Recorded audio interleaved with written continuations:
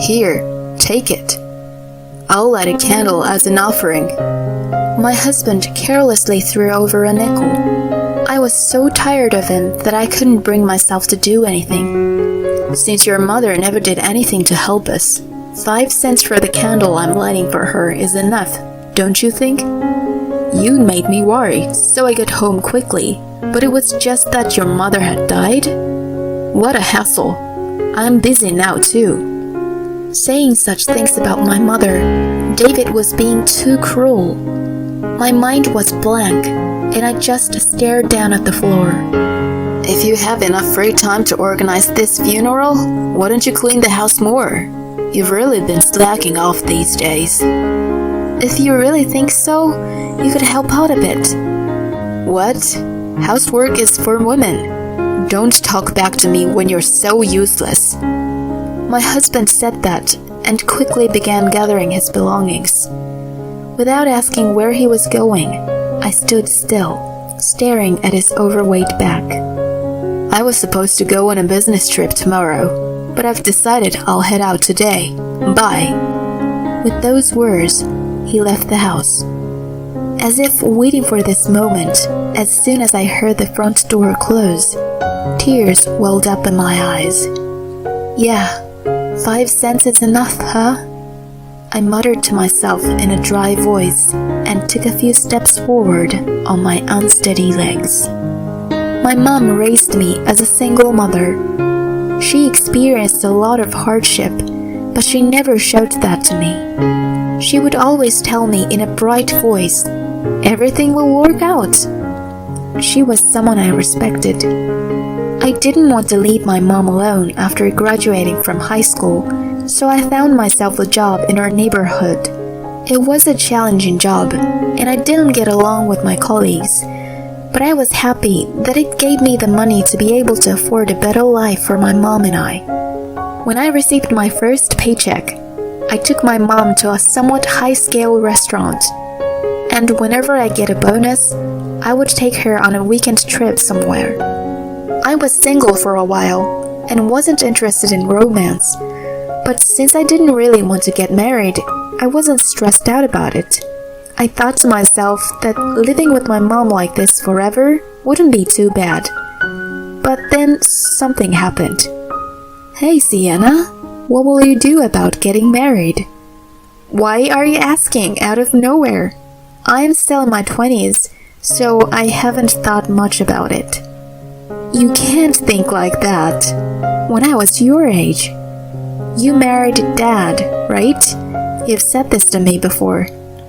Usually, this type of conversation would end once my mom brings up my deceased dad, but this day was different. My mom stopped what she was doing and looked up at the ceiling with a lonely and sad look on her face. Sometimes I worry about how you'll be alone after I die. When she said that, it felt like my heart froze. It's not that I haven't thought about it before. Especially recently, I have been noticing how her hair has become whiter than before, and have thought to myself that she has definitely gotten older. I looked over at my mom. 5 years ago, she didn't have such wrinkles around her eyes. Sienna, think about getting married, okay? I'm getting so worried about you that I won't be able to join your father in heaven. Don't say things like that. Hearing my mom say that, I felt like crying. So that she wouldn't see me, I left the living room to make myself tea. Wiping the tears in my eyes, I turned on the kettle. As I was waiting for the water to boil, I took out my phone and opened up a dating site some of my friends use.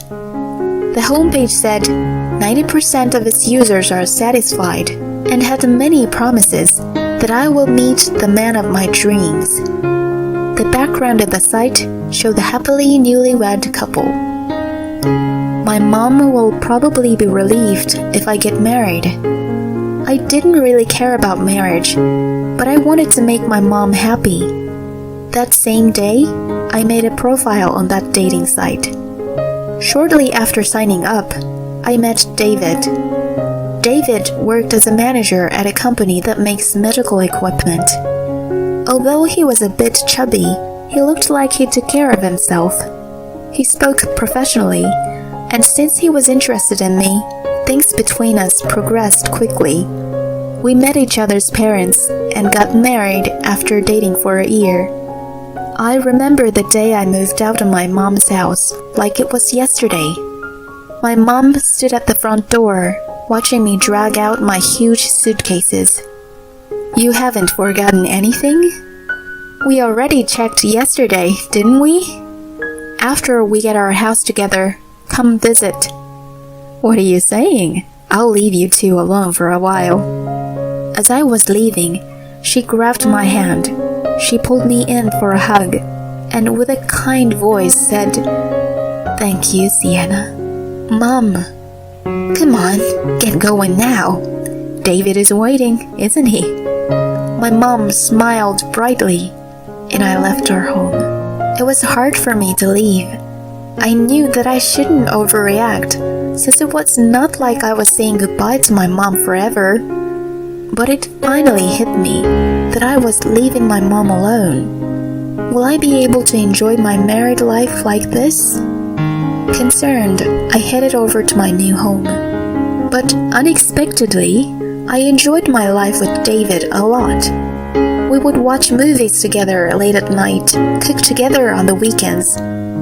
Honestly, there were even moments where I forgot about my mom. But that happy life came to an end after 4 months. "Thanks for the meal. I'm heading to bed now." "I get that you're tired, but I'd like it if you could at least help me clear the table. You promised that if I cooked, you'd wash the dishes, right?" "Isn't it mean of you to force me to do that when I'm so exhausted from work?" Even though I also work full-time, I make sure to cook every night. I wanted to say that, but my words got stuck in my throat. I remembered how scarily my husband reacted the last time I spoke against him. I stood silently, and David disappeared into our bedroom with a big yawn. He probably is really busy at work. He leaves for work earlier than me and gets back home later. He's told me that before the end of every quarter, he has to desperately bring in customers, so it should be okay once things at work calm down. Once he relaxes, the old him will return, and we'll be back to our happy marriage life. My heart felt tight in my chest. At that moment, my phone went off. It was a text from my mom. "Sienna, how are you? Are you getting along well with David?" "I'm doing well. Recently, I've been getting a bit short of breath, so I plan on exercising more." Honestly, I wanted to go to my mom for advice, but I also didn't want to make my mom worry after she was so happy about me getting married. I pushed away my worries and sent her a happy message. 6 months later, on a Saturday morning, my phone's ringtone woke me up. I assumed David was on a business trip somewhere since he wasn't at home. Still not fully awake, I picked up the phone. "Hello? Sienna? Grandpa? What happened?"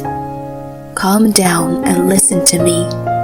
Your mom passed away." At first, I couldn't understand what my grandpa was saying. "Mom died?" I couldn't believe it. Feeling shell-shocked, I quickly changed my clothes and headed to the hospital. As I stood next to my mom's hospital bed, I looked down at her and felt like she would stand up any moment.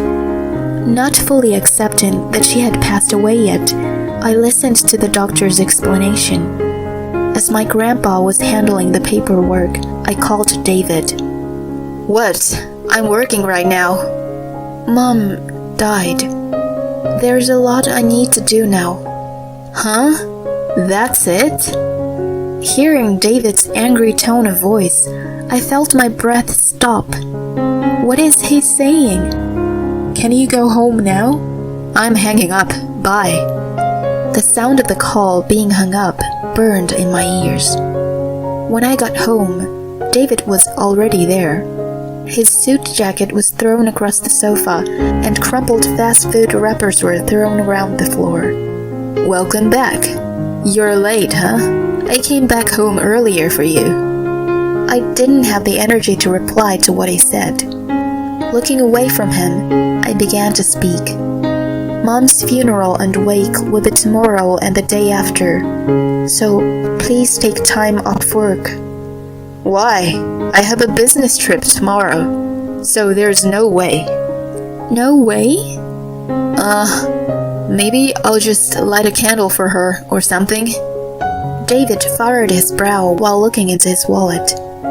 "Thinking about it, when we got married, your mother didn't help at all with paying for the ceremony." "Well, Mom didn't have that much money, and she had to worry about her own living expenses." "I don't care.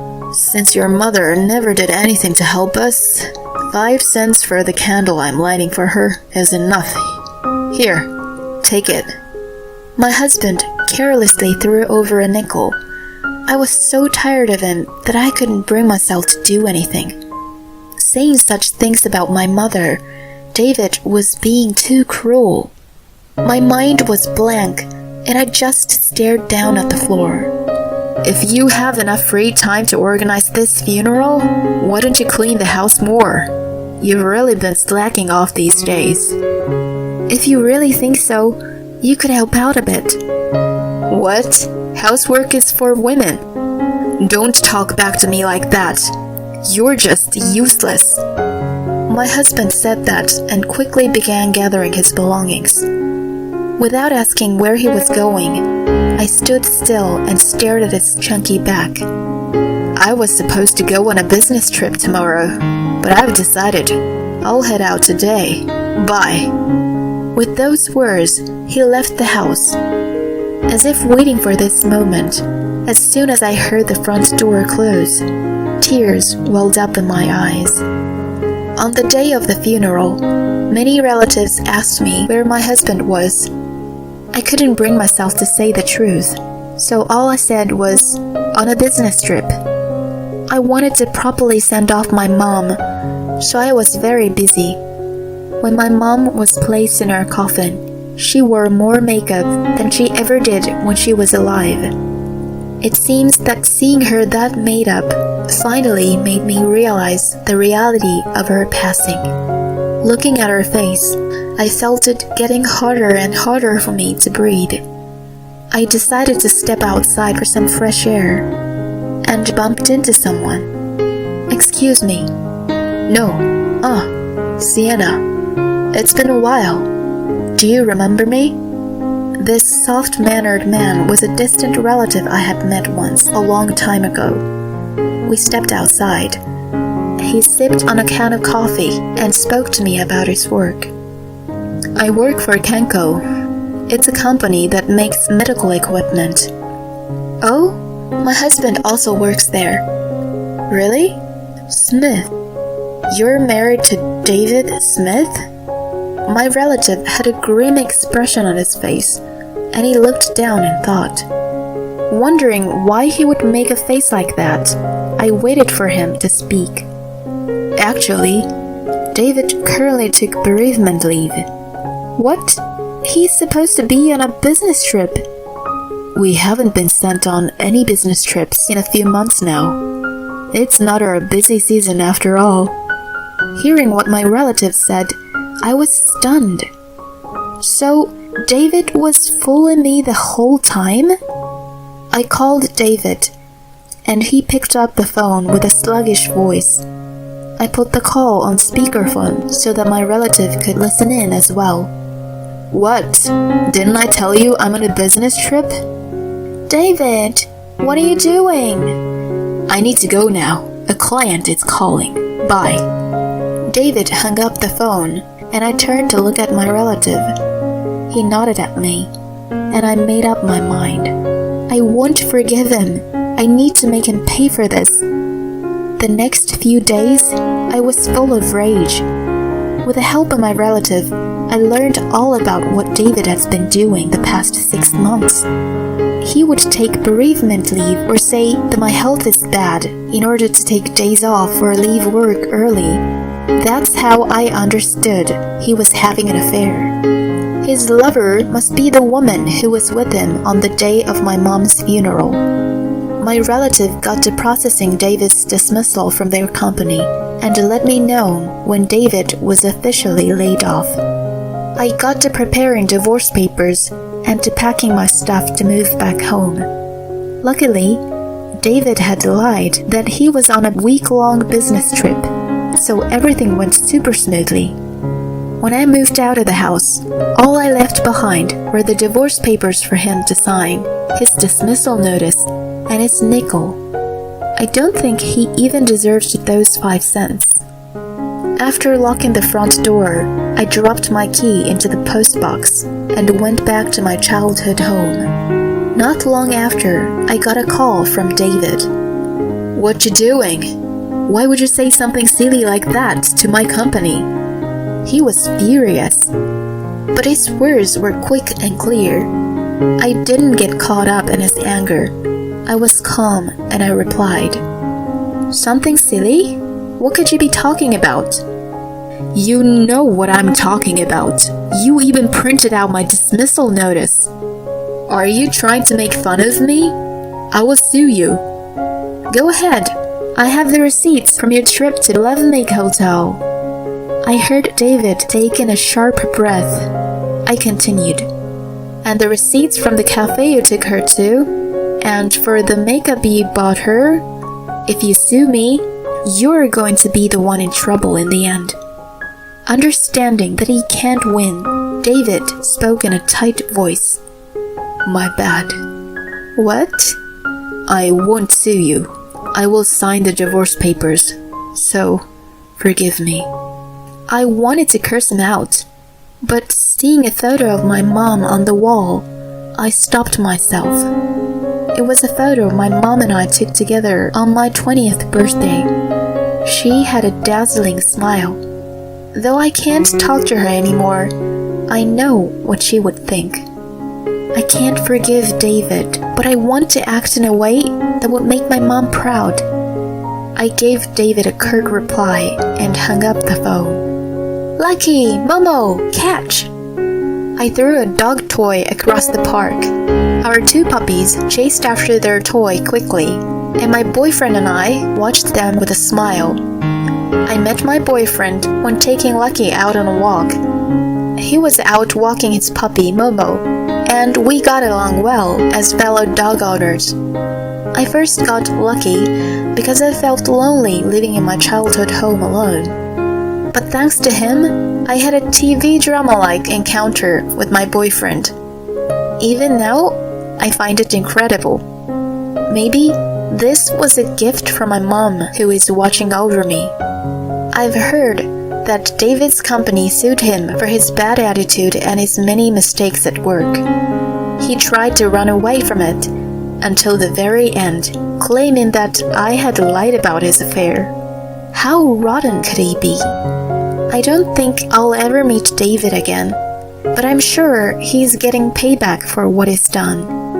I'm grateful. Next week is the anniversary of my mom's passing.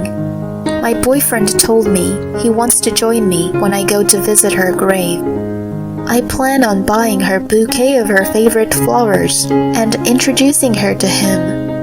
I've been through a lot, but I've overcome that, all thanks to my mom. Everything will work out. You were right. I'm happy now. So, don't worry about me, and rest well.